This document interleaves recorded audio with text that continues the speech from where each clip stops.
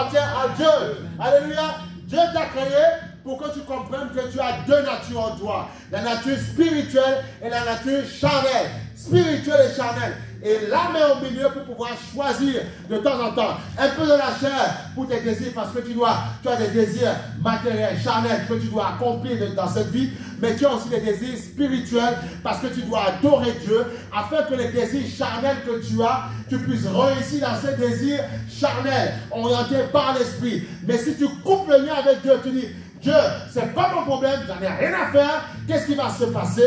Tu risques en fait échouer dans tes désirs charnels parce que tu as refusé la plénitude de l'esprit qui allait te remplir afin de pouvoir triompher et avoir la victoire dans les désirs charnels. Parce que n'oublions pas, la victoire dans l'esprit, nous sommes déjà victorieux, ce n'est pas un problème. Mais la victoire que nous avons reçue dans l'esprit doit descendre dans la chair. Et pour descendre dans la chair, il faut que dans ton âme, tu aies créé un espace pour dire, mon âme, bénis l'Éternel. N'oublie aucun de ses bienfaits. N'oublie pas, parce que l'âme, parce que le roi David savait que son âme pouvait être séduite par l'argent qu'il avait, par les femmes qu'il avait, par le royaume qu'il avait, par la royauté. Son âme pouvait être séduite et il pouvait basculer totalement dans la chair. Alors il dit, mon âme, n'oublie pas l'Éternel.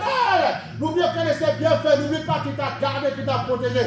Et en ceci, tu montes un peu dans l'esprit, tu fais la prière, tu jeûnes, ça t'équilibre. Et comme ça, tu vas vivre sur la terre. Et quand le temps du Seigneur sera là pour t'emporter, eh bien, tu partiras dans la gloire. Mais tu n'auras pas été lié par l'argent, lié par les désirs de ce monde. Tu auras utilisé les désirs, utilisé l'argent, tu auras dominé l'argent. L'argent aura été un esclave, pas un maître, un esclave.